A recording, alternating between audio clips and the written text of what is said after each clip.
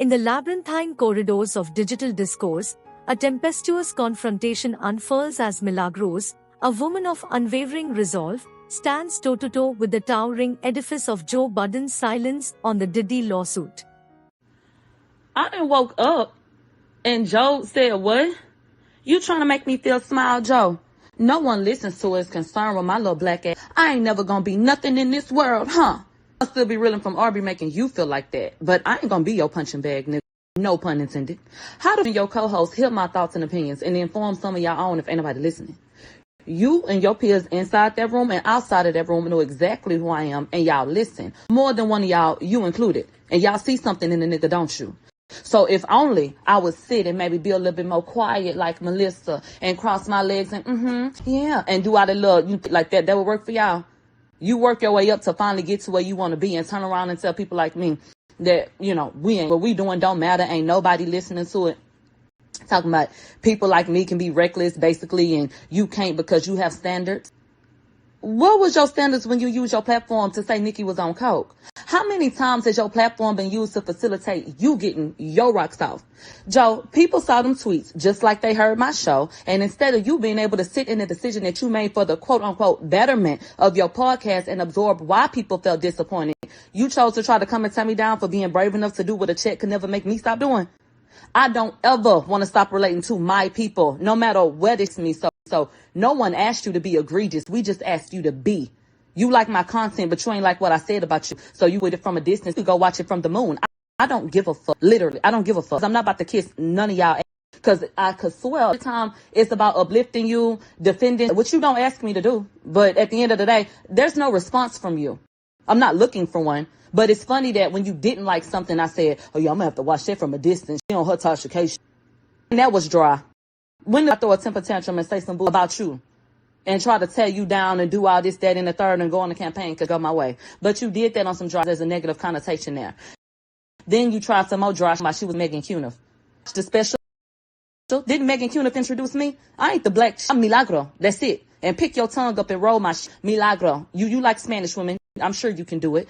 My whole thing is people. The verbal parry and thrust, a dance of rhetoric, reveal the fissures in the facade of Joe's perceived invincibility. Milagros, an unyielding force, casts aside the cloak of invisibility that Joe attempted to drape over her concerns. In her scathing rebuke, she illuminates the shadowy corners where her voice was relegated to insignificance.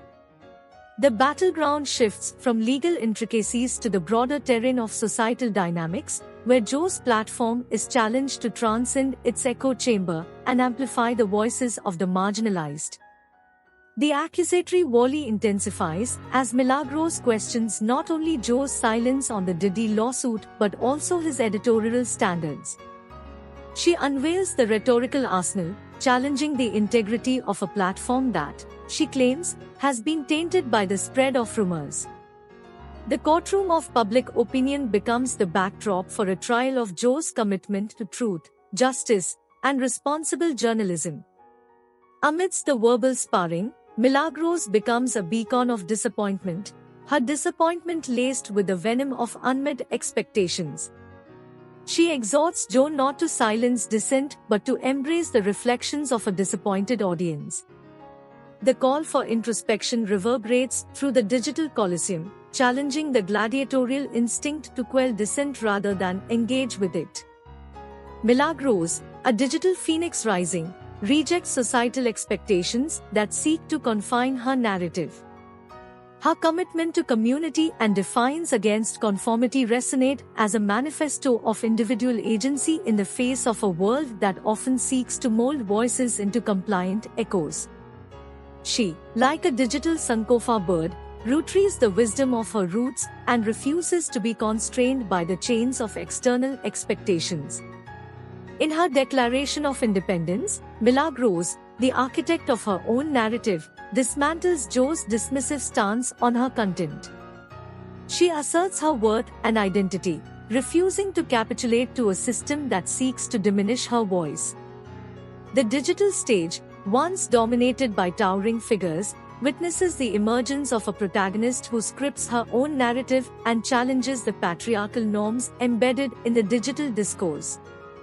As Milagros confronts Joe's derogatory language, she lifts the veil on a recurring pattern.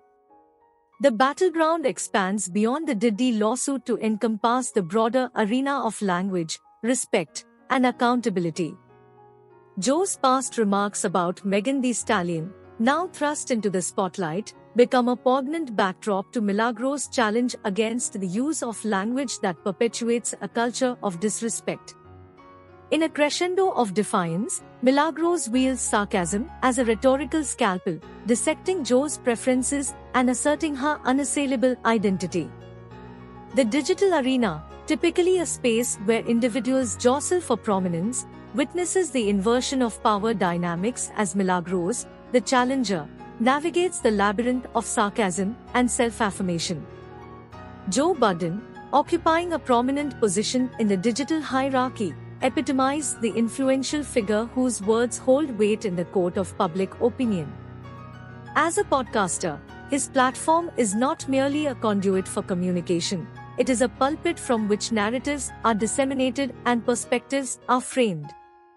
In this digital monarchy, figures like Joe craft narratives that can mold public perception, setting the tone for discussions that permeate the vastness of the online landscape.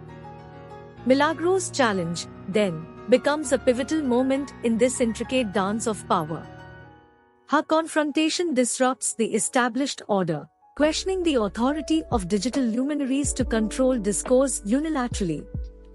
The digital space, often characterized by a hierarchical structure, witnesses a paradigm shift as Milagros, an individual challenging the established narrative, becomes a protagonist in her own right.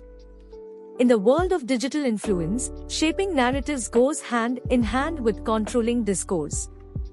Joe Budden, with his sizable following, has the power to influence the direction of conversations, magnifying certain voices while marginalizing others. This control over discourse is not just a consequence of popularity but a strategic use of the digital stage to steer conversations in specific directions. Milagros' challenge disrupts this control, introducing an element of unpredictability into the digital narrative. Her confrontation becomes a catalyst for redefining power dynamics, as she demands not just a space within the discourse, but an acknowledgement that her voice is as valid and significant as that of Joe Budden. This pivotal moment challenges the notion that influential figures can dictate the terms of engagement without facing dissent or alternative perspectives. The confrontation becomes a microcosm of a broader struggle within the digital space, a struggle for democratizing discourse. Milagros' challenge resonates beyond the immediate exchange, symbolizing a call for inclusivity and diverse representation in the digital discourse. The digital realm, often criticized for perpetuating echo chambers, witnesses a crack in the facade of homogeneity as voices that were once sidelined demand recognition. This moment also underscores the fragility of digital power. In the fluid landscape of online interactions, influence can be ephemeral, subject to the shifting tides of public sentiment. Milagros, by challenging Joe Budden, highlights the transient nature of digital authority and the power of dissent to shape the contours of the digital narrative.